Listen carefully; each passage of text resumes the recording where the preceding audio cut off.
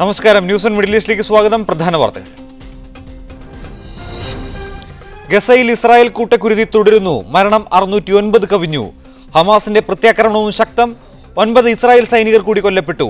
ഇസ്രായേലും ഹമാസും ആക്രമണം അവസാനിപ്പിച്ച് ചർച്ചയ്ക്ക് തയ്യാറാവണമെന്ന് ബാൻ കി മൂൺ. ഇസ്രായേൽ ആക്രമണം അവസാനിപ്പിക്കണമെന്ന് കുവൈത്ത് അമീർ. അന്താരാഷ്ട്ര സമൂഹം നിസ്സംഗത വെടിയണമെന്നും അമീർ. അറബ് ലോകത്ത് ഇസ്രായേൽ ഉത്പന്നങ്ങളുടെ ബഹിഷ്കരണം സജീവം. ഫലസ്തീനികൾക്കായി വീണ്ടും ഖത്തറിന്റെ ധനസഹായം. പാർലമെന്റ് അംഗം ഉൾപ്പെടെ 5 പേരുടെ പൗരത്വം കുവൈറ്റ് മന്ത്രിസഭ അസാധുവാക്കി. മന്ത്രിസഭാ തീരുമാനത്തിനെതിരെ കുവൈത്തിലെങ്ങും പ്രതിഷേധം. ജനങ്ങൾ രാജ്യത്തിന് സുരക്ഷയ്ക്കും സുസ്ഥിരതയ്ക്കും പ്രാധാന്യം നൽകണമെന്ന് റമദാൻ സന്ദേശത്തിൽ അമീർ. സാമ്പത്തിക തട്ടിപ്പ് കേസിൽ പിടിയിലായ നിസാർ നൂറുദ്ദീൻ കൂടുതൽ തട്ടിപ്പുകൾ ആസൂത്രണം ചെയ്തതായി തട്ടിപ്പിനിരയായ പ്രവാസികൾ. നന്മ ഹെൽത്ത് സെന്ററിന്റെ പേരിൽ 25 കോടി തട്ടാൻ പദ്ധതിയിട്ടു. ഗസയിൽ മനുഷ്യക്കുരുതി തുടരുന്നു.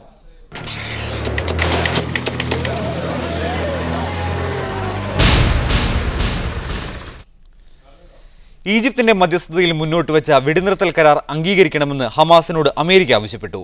എന്നാൽ ഉപരോധം പൂർണ്ണമായും പിൻവലിക്കും വരെ വെടിനിർത്തൽ അംഗീകരിക്കില്ലെന്ന് ഹമാസ് നേതൃത്വം ആവർത്തിച്ചു. 15-ാം ദിവസത്തിലേക്ക് കടന്ന ഗസ ആക്രമണത്തിൽ ഇതുവരെ കൊല്ലപ്പെട്ട ഫലസ്തീനികളുടെ എണ്ണം 609 27 ഇസ്രായേൽ സൈനികരും ഇതുവരെ കൊല്ലപ്പെട്ടിട്ടുണ്ട്.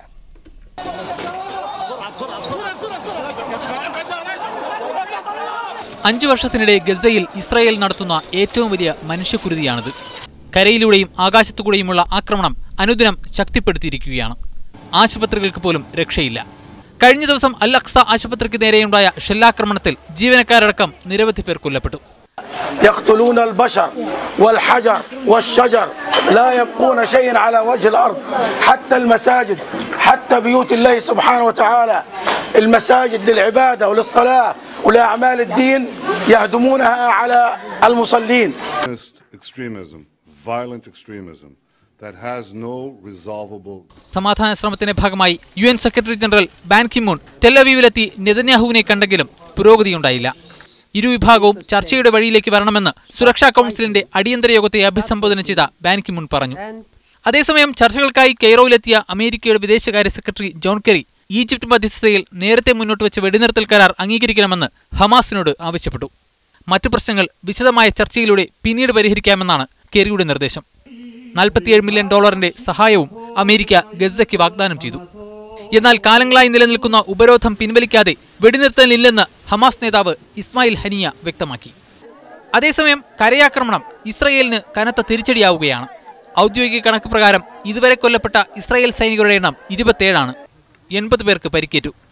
എന്നാൽ 52 സൈനികരെ വധിച്ചതായി ഹമാസിന്റെ സൈനിക വിഭാഗമായ അൽ ഖസാം ബ്രിഗേഡ് അവകാശപ്പെടുന്നുണ്ട്. തങ്ങളുടെ ഒരു സൈനികനെ ഗസയിൽ കാണാതായതായി ഇസ്രായേൽ സൈന്യം സ്ഥിരീകരിച്ചു. ഇസ്രായേൽ സൈനികനെ പിടികൂടിയതായി അൽ ഖസാം കഴിഞ്ഞ ദിവസം അവകാശപ്പെട്ടിരുന്നു. News desk media 1. ഇപ്പോൾ ദുബായിൽ നിന്നും വിവരങ്ങളുമായി MC നാസർ ചേരുന്നു. നാസർ, കെയ്റോയിൽ ഈജിപ്ത് കേന്ദ്രീകരിച്ച് കെയ്റോയുമായി ബന്ധപ്പെട്ട് കൂടുതൽ ചർച്ചകൾ നടന്നു വരുന്നതായി റിപ്പോർട്ടുകൾ ഉണ്ടായിരുന്നു. ഈ ചർച്ചകളിൽ ആശാവഹമായ എന്തെങ്കിലും പുരോഗതിയുണ്ടോ? കെറിയും ബാൻ കി മൂണുമെല്ലാം കെയ്റോയിൽ തമ്പടിച്ചിട്ടുണ്ട്. ഇവർ നടത്തുന്ന ചർച്ചയിൽ ഫലസ്തീന ഗസയ്ക്ക് നേരെ നടത്തുന്ന ആക്രമണം ഇസ്രായേൽ നിർത്തുന്നതിനായി എന്തെങ്കിലും നടപടികൾ സ്വീകരിക്കുന്നതായി നമുക്ക് അറിവ് ലഭിച്ചിട്ടുണ്ടോ?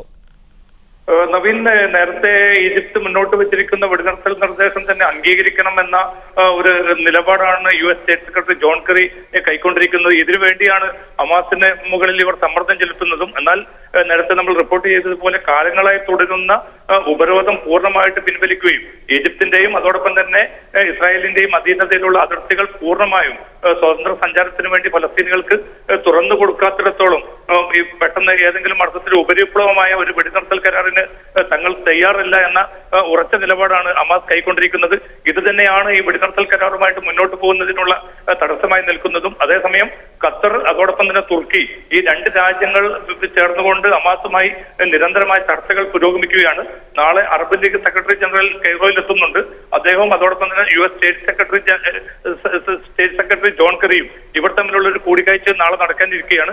നാളെ വൈകിട്ടെങ്കിലും ഈ ഒരു വെടിനിർത്തൽ കരാറുമായി ബന്ധപ്പെട്ട ഒരു പുതിയ പ്രപ്പോസൽ മുന്നോട്ട് വെക്കുകയാണെങ്കിൽ മാത്രമേ എന്തെങ്കിലും ഒരു ഫലസാധ്യത ഇതിൽ കാണുന്നുള്ളൂ. അല്ലാത്ത പക്ഷം കാര്യമായിട്ടുള്ള ഒരു മൂർത്തമായ ഒരു നടപടി ഇനിയും ഉരുത്തിരിഞ്ഞു വന്നിട്ടില്ല. നവീൻ, നന്ദി MC നാസർ. ഗസയിൽ ഇസ്രായേൽ ആക്രമണം അവസാനിപ്പിക്കണമെന്ന് കുവൈത്ത് അമീർ. നിരപരാധികളും നിരായുധരുമായ ഫലസ്തീൻ പൗരന്മാരാണ് ഇസ്രായേൽ സൈന്യത്തിന്റെ ആക്രമണത്തിൽ മരിച്ചു വീഴുന്നത്. ഐക്യരാഷ്ട്ര അടക്കമുള്ള അന്താരാഷ്ട്ര സമൂഹം നിസ്സംഗത വെടിയണമെന്നും അമീർ ഷെയ്ഖ് സൊബാഹ് അൽ അഹമ്മദ് അൽ സബാഹ് ആവശ്യപ്പെട്ടു. റമദാൻ അവസാന പത്തിനോടനുബന്ധിച്ച് ദേശീയ ടെലിവിഷനിൽ ജനങ്ങളെ അഭിസംബോധന ചെയ്യുകയായിരുന്നു അമീർ. ഇസ്രായേൽ ആക്രമണത്തിന് ഇരയായ ഫലസ്തീനികൾക്കായി ഖത്തറിൽ നിന്നും വീണ്ടും ധനസഹായം. സാംസ്കാരിക കേന്ദ്രങ്ങളായ ഖത്താറ, ആസ്പെയർസോൺ എന്നിവയ്ക്ക് പുറമെ ടെലികോം സേവനദാതാക്കളായ ഉരീദുവും ഗസയ്ക്കുള്ള സഹായ പദ്ധതിയുമായി രംഗത്തെത്തി. ഗസയ്ക്ക് നേരെയുള്ള ഇസ്രായേൽ അതിക്രമങ്ങൾ അവസാനിപ്പിക്കാനുള്ള ഖത്തർ ഭരണകൂടത്തിന്റെ നയതന്ത്ര ശ്രമങ്ങൾക്കൊപ്പം രാജ്യത്തെ സന്നദ്ധ സംഘടനകളും സാംസ്കാരിക കൂട്ടായ്മകളും ധനസമാഹരണത്തിലൂടെ ഫലസ്തീൻ ജനതയ്ക്ക് തുണയായി മാറുകയാണ്. മിഷൻ 20 എന്ന സന്നദ്ധ യുവജന കൂട്ടായ്മ പൊതുജനങ്ങളിൽ നിന്ന് ഫണ്ട് ശേഖരിച്ചാണ് ഗസയിലെ ജനങ്ങൾക്ക് ഭക്ഷണവും മരുന്നും എത്തിക്കാൻ രംഗത്തിറങ്ങിയത്. ഈദ് ചാരിറ്റിയുമായി സഹകരിച്ചാണ് റമദാനിന്റെ അവസാന നാളുകളിൽ ഈ യുവാക്കൾ ഗസയ്ക്കായി സഹായം എത്തിക്കുന്നത്. ഖത്തറിലെ സാംസ്കാരിക കേന്ദ്രങ്ങളായ ഖത്താറയും ആസ്പെയർ സോണും ഗസയിലേക്കൊരു സഹായം എന്ന പേരിൽ ധനസമാഹരണം ആരംഭിച്ചിട്ടുണ്ട്. ഇതിനു പുറമെയാണ് ടെലികോം സേവനദാതാക്കളായ ഉരീദുവിന്റെ ഗസ സഹായ പദ്ധതി. 929246 എന്ന നമ്പറിലേക്ക് SMS അയച്ചാൽ 100 റിയാൽ ഗസയ്ക്ക് നൽകാനാകും. റമദാൻ അവസാനമായതോടെ ഫോൺ വിളിച്ചും ഓൺലൈൻ വഴിയും ഗസയിലേക്ക് സഹായം എത്തിക്കുന്നവരുടെ എണ്ണം കൂടി വരികയാണ്. Mujeeb Rahman, media 1, Doha. ഫലസ്തീൻ ജനതയുടെ ചെറുത്തുനിൽപ്പിന് ഐക്യദാർഢ്യം പ്രഖ്യാപിച്ച് നടക്കുന്ന ഇസ്രായേൽ ഉൽപ്പന്നങ്ങളുടെ ബഹിഷ്കരണാഹ്വാനം ഗൾഫ് നാടുകളിൽ സജീവമാകുന്നു. സോഷ്യൽ നെറ്റ്വർക്കുകൾ വഴിയാണ് പ്രചാരണം. ഇസ്രായേലിന് തുറന്ന പിന്തുണ നൽകുന്ന രാജ്യങ്ങളുടെ ഉൽപ്പന്നങ്ങൾ ബഹിഷ്കരിക്കാനും ആഹ്വാനമുണ്ട്. ഫലസ്തീൻ ജനതയുടെ ചെറുത്തുനിൽപ്പിന് ഐക്യദാർഢ്യം പ്രഖ്യാപിച്ച് നടക്കുന്ന ഇസ്രായേൽ ഉൽപ്പന്നങ്ങളുടെ ബഹിഷ്കരണാഹ്വാനം ചൂടുപിടിക്കുന്നു. അറബ് ലോകത്ത് സോഷ്യൽ നെറ്റ്വർക്കുകൾ വഴിയാണ് സാധാരണക്കാരായ ആളുകൾ ബഹിഷ്കരണ പ്രചാരണ രംഗത്ത് സജീവമായുള്ളത്. രണ്ടാം ഇൻതിഫാദയോടെ അറബ് മുസ്ലിം ലോകത്ത് ശക്തിപ്പെട്ട ഇസ്രായേൽ അമേരിക്കൻ ഉൽപ്പന്നങ്ങളുടെ ബഹിഷ്കരണത്തിനാണ് ഇപ്പോൾ വീണ്ടും പ്രചാരണം ലഭിക്കുന്നത്.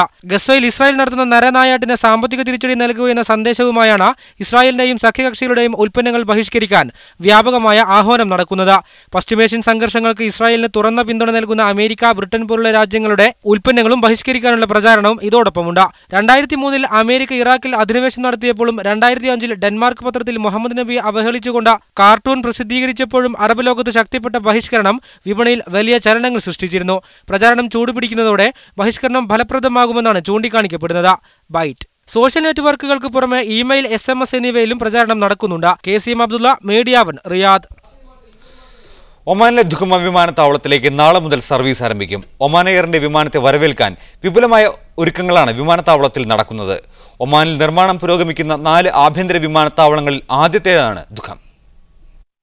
രാജ്യത്തിന്റെ 44ാം നവോത്ഥാന ദിനത്തിലാണ് ദുഖം എയർപോർട്ടിലേക്ക് വിമാന സർവീസ് ആരംഭിക്കുന്നത്. തലസ്ഥാനമായ മസ്കത്തിൽ നിന്ന് ആഴ്ചയിൽ 4 വിമാനങ്ങളാണ് ദുഖം ആഭ്യന്തര വിമാനത്താവളത്തിലേക്ക് പറക്കുക. എംബറർ E-175 വിമാനങ്ങളാണ് ദുഖം സർവീസിന് ഉപയോഗിക്കുകയെന്ന് ഒമാൻ എയർ അറിയിച്ചു.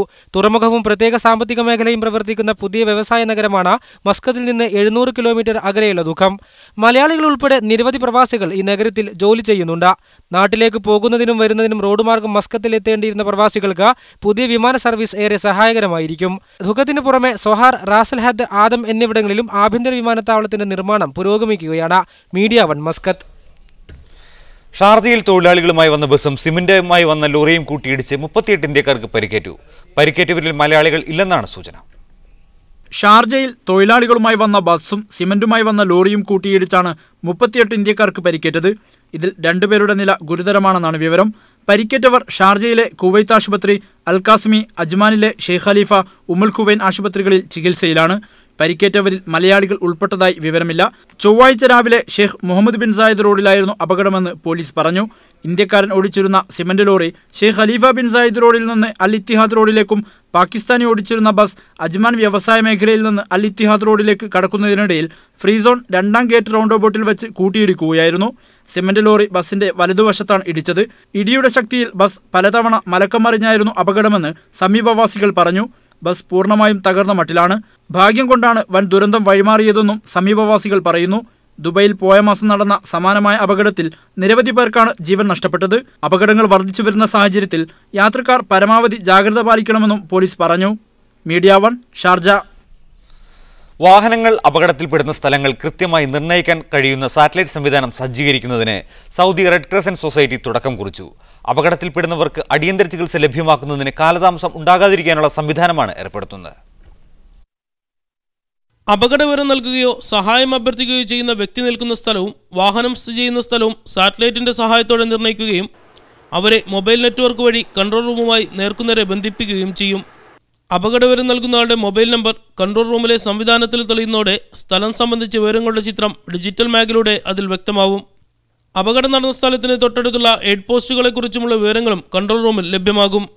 ഇതുവഴി ഫീൽഡിലുള്ള റെഡ് ക്രസന്റ് പ്രവർത്തകർക്ക് കൂടുതൽ വ്യക്തതയോടെ വിവരങ്ങൾ കൈമാറാനും നടപടികൾ സ്വീകരിക്കാനും സാധ്യമാകും.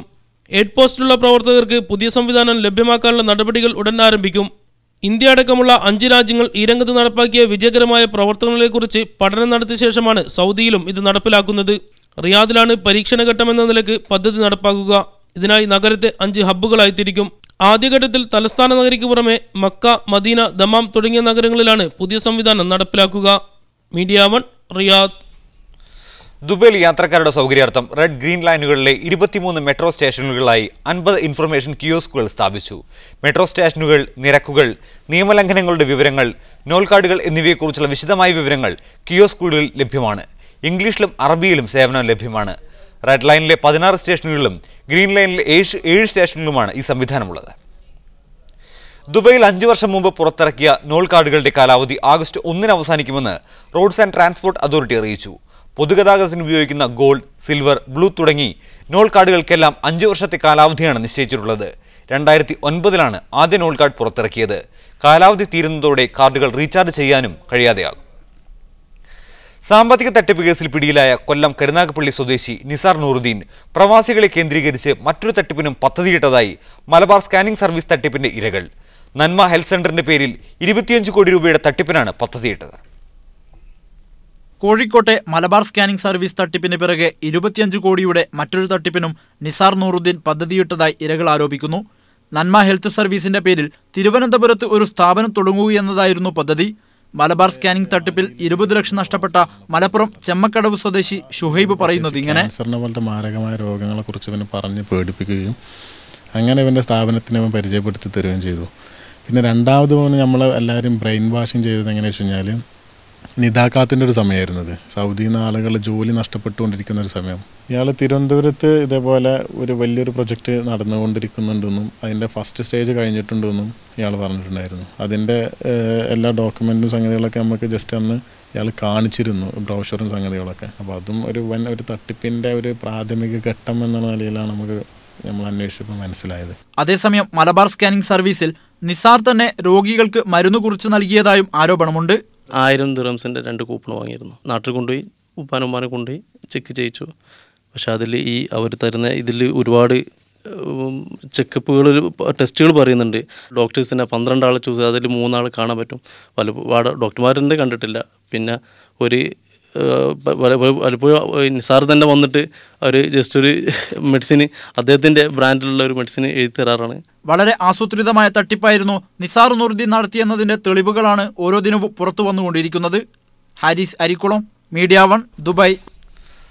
സാമ്പത്തിക തട്ടിപ്പ് കേസിൽ പിടിയിലായ കോഴിക്കോട്ടെ മലബാർ സ്കാനിംഗ് സർവീസിന്റെ MD നിസാർ നൂറുദ്ദീൻ തട്ടിയത് ഉറ്റ സുഹൃത്തിന്റെ 1.25 കോടി രൂപ. തിരുവനന്തപുരത്തെ 2 കെട്ടിടം വിൽക്കുകയാണെന്ന വ്യാജേനയാണ് പണം തട്ടിയത്. നിസാർ നൂറുദ്ദീനെ വിശ്വസിച്ച് പണമിറക്കിയ നൂറുകണക്കിന് പ്രവാസികളുടെ ആശങ്ക ഇതോടെ വർദ്ധിക്കുകയാണ്.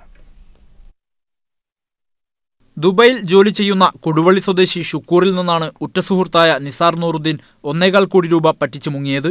തിരുവനന്തപുരം കുമാരപുരത്തെ 2 കെട്ടിടം വിൽക്കുകയാണെന്ന വ്യാജേന ഷുക്കൂറിൽ നിന്നും ആദ്യം 40.5 ലക്ഷം രൂപ വാങ്ങിച്ചു. കെട്ടിടം ബാങ്ക് ജപ്തിക്ക് വെച്ച വിവരം മറച്ചുവെച്ചായിരുന്നു ഈ ഇടപാട്. ഇതറിഞ്ഞതോടെ കരമന ആക്സിസ് ബാങ്ക് മാനേജർമാരായ ശിവകുമാർ, ബൈജു എന്നിവർ മുഖേന നിസാറുമായി കരാറുണ്ടാക്കി 73 ലക്ഷം രൂപ കൂടി ജപ്തി ഒഴിവാക്കാൻ വേണ്ടി നൽകി. കരാർ പ്രകാരം കെട്ടിടം ഷുക്കൂറിന്റെ പേരിലേക്ക് രജിസ്റ്റർ ചെയ്തു നൽകേണ്ട ദിവസം ഷുക്കൂറിനെതിരെ നിസാർ ബാങ്കിലേക്ക് ലീഗൽ നോട്ടീസ് അയക്കുകയായിരുന്നു. ഉടമ്പടി ഞാൻ ഈ സെയിൽ അഗ്രിമെന്റ് എനിക്ക് തന്നതിന് ശേഷം അദ്ദേഹം പറഞ്ഞു, ഷുക്കൂറെ, ഇത് നിനക്ക് ഞാൻ വിറ്റ അത്ര കാശിനല്ല ഉള്ളത്, അതിലധികമുണ്ട്. അപ്പോൾ ഞാൻ അദ്ദേഹമായിട്ട് പരസ്പര ധാരണ കരാറുണ്ടാക്കി. ഇത് 30-ാം തീയതി കോഴിക്കോട് വന്നിട്ടാണ് ഉണ്ടാക്കുന്നത്. അദ്ദേഹത്തിന് വേണ്ടിയിട്ട് ഉണ്ടാക്കിയതുമാണ്. ഞാൻ പറഞ്ഞു, താങ്കൾ ഒരു 3ാമത്തെ കക്ഷിയെ കണ്ടിട്ട് ഇതിലും അധികമുള്ള വിലക്ക് വിൽക്കാൻ കഴിഞ്ഞാൽ താങ്കൾ വിറ്റോളൂ. തട്ടിയെടുക്കാൻ ശ്രമിച്ചു എന്ന് പറയുന്ന ലീഗൽ നോട്ടീസ് അദ്ദേഹം അയച്ചത് 26 ജൂൺ മാസത്തിലാണ്. എന്ന് വെച്ചാൽ ജൂൺ 27 എനിക്കിത് രജിസ്റ്റർ ചെയ്ത് തരേണ്ട ദിവസമായിരുന്നു. അപ്പം ഞാൻ തട്ടിയെടുത്തതാണെങ്കിൽ ആ രീതിയിലൊരു പരാതി അദ്ദേഹത്തിന് ഉണ്ടായിരുന്നു എങ്കിൽ എന്തുകൊണ്ട് അദ്ദേഹം മെയ് 29 മുതൽ ജൂൺ 26 വരെ വെയിറ്റ് ചെയ്തു. ഷുക്കൂറിന്റെ പരാതിയെ തുടർന്നാണ് നിസാർ അറസ്റ്റിലായത്. ഇന്നലെ ജാമ്യത്തിലിറങ്ങിയ നിസാർ താനുമായുള്ള ഇടപാട് പൂർത്തിയാക്കിയില്ലെങ്കിൽ UAE-യിലെ ഇന്ത്യൻ എംബസി ഉൾപ്പെടെയുള്ള സ്ഥാപനങ്ങൾ വഴിയും നിയമ നടപടികളുമായി മുന്നോട്ടു പോകുമെന്നും ഷുക്കൂർ അറിയിച്ചു. Media 1 Dubai.